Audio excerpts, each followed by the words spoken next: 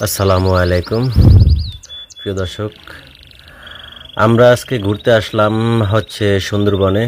তো সুন্দরবনে ঢোকার অবস্থাতেই প্রথমেই দেখতে পেলাম যেটাকে আমরা গ্রামের ভাষায় বলে থাকি যে ঘুঘু।